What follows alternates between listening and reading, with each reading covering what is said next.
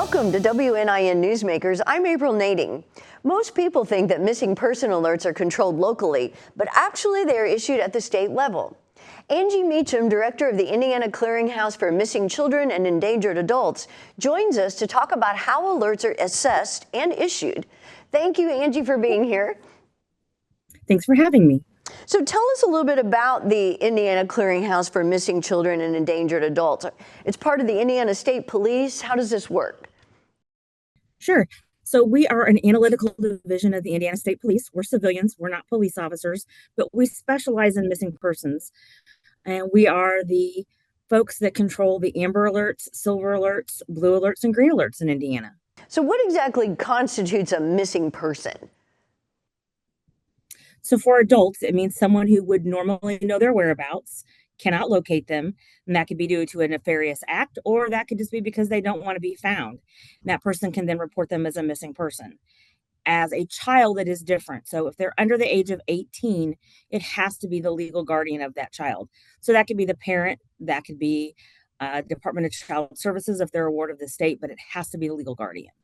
So, we see on TV all the time that they have to be missing for 48 hours or something like that. Is that part of the criteria? Absolutely not. So there is no waiting period in the state of Indiana. Matter of fact, nationwide, there typically is not any type of waiting period. The sooner that the reports are made, the better chances are that we're going to find that person. So going back to the adults, I guess anybody could report them missing then, a coworker, friend, relative? Absolutely. Anybody who knows their normal routine and they're not there. So even a coworker or a workplace report is really great because it shows they're not doing what they normally do in their daily life. So then what happens? I mean, you guys get this report and then what are you doing? So those reports are going to come through local law enforcement. Local law enforcement should then be entering them into both state and federal databases so that if they get located anywhere in the United States, they'll be contacted as a local agency. Now, we get involved at the request of those local agencies. And then what will you do? So if we get requested to assist, for instance, as an alert, or maybe they need analytical assistance, we provide what we can for that agency. So if, for instance, they need a person from the National Center for Missing and Exploited Children, we will get them a representative for that group. If they're looking for someone from the Michigan State Police, we're going to get them that person. So we do a lot of navigation for those local agencies to make sure that they're networked properly. And also then we take a look at it. Does this meet the requirements for any of our alerts? Well, and talking about alerts, a lot of people are familiar with Amber Alerts, but can you talk about how those are issued and the criteria that must be met for you to issue one statewide? Absolutely. And that is mandated by Indiana law. So Amber Alerts are very specific. They have to be under the age of 18. It has to be an abduction or thought to be an abduction, and the child has to be in serious danger. So we're either looking at that child being hurt or killed within a short amount of time. So we want to make sure we're meeting all those requirements. It has to be recommended by a law enforcement agency. We also have to have enough descriptive information to ensure that whatever we put out in the media release is enough that people would be able to recognize the victim as well as the suspect. How does someone tell for sure that they are in that kind of danger? I think, honestly, it's that heart to heart feeling when your gut tells you that something's wrong and you see something happening. They always say, you see something, say something. It's the same way. When you see something that's wrong with a child and you can see that they're in distress and someone has got their hands on them, by all means, call 911. It's better to be safe than sorry. We have a very, very high success rate in getting our children back in the state. And certainly with our Amber Alerts, in the last 5 years, we're at 100%, and we're very proud of that. And it's because people step up and they actually call 911 and say, I see this child or I see the suspect. So how many Amber Alerts does Indiana have each year? I mean, I'm sure it varies, but... It varies. We take about 4 to 5 calls a year, but what we actually issue is maybe 2. We don't have a lot in the state, mainly because law enforcement does a fantastic job of intervention before we get to the Amber Alert status. Oh, that's good to know.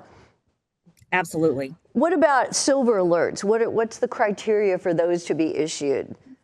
So for a silver alert, a lot of people think first off that there's an age requirement, and there is not. So that changed 2018, 2019. Anyone can qualify for a silver alert. if they meet the requirements as an endangered person or a high-risk missing person. So as an example, we try to use the mindset of, could this person find their way home without law enforcement assistance? Would they be a danger to themselves or others, or would they be a danger to themselves or others if they're driving? So that's kind of what drives us to see if that person's going to qualify. So it might vary by age. For example, a 2-year-old, they're not going to find their way home by themselves. So they're going to qualify probably without any type of medical diagnosis, just because they're not going to be able to do that on their own, versus someone who's 50 with no medical diagnosis. We don't know why they're missing. They're probably not going to qualify for a silver alert until we can find some medical reason or a reason that they're missing.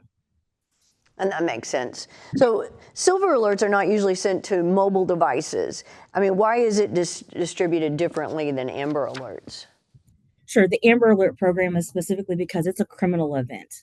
The Silver Alert is basically a guided media release, so that we can ensure that we have extra eyes out there just looking for this person, because they may not necessarily need help. They may have just decided that they wanted to leave their house. Right. At the same time, we want to make sure that if they do need help, that that's provided to them. So how many silver alerts does Indiana usually have each year? So we run anywhere between about 75 to about 150, give or take a couple. It really varies by year. Now we're down, so we've been kind of declining. COVID, it got a little bit higher, and now we've had a decrease. And why do you think that is, that there's so many more silver alerts? I think a lot of it has to do with the fact that there's a lot more attention. When you go on social media, you see a lot more about missing people. There's a lot more attention focused on it.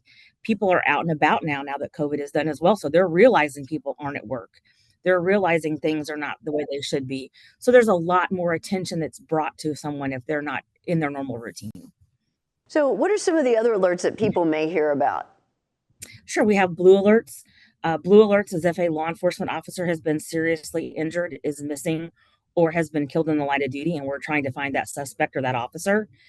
That's also it's always going to be a criminal act, just like an Amber Alert.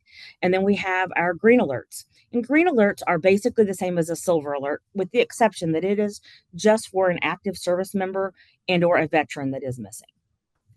So what would you want people to know about missing person alerts? Yeah, the biggest thing is it's an eyes open alert. So open your eyes, give us a call, let us know what you see. It doesn't necessarily mean we need you to intervene. It means we need the information. We're looking for that person and we want to get them to safety. So even if they're not sure, still err on the side of caution. 100%. All right. Well, thank you so much for the information. Thank you for having me today. You're welcome.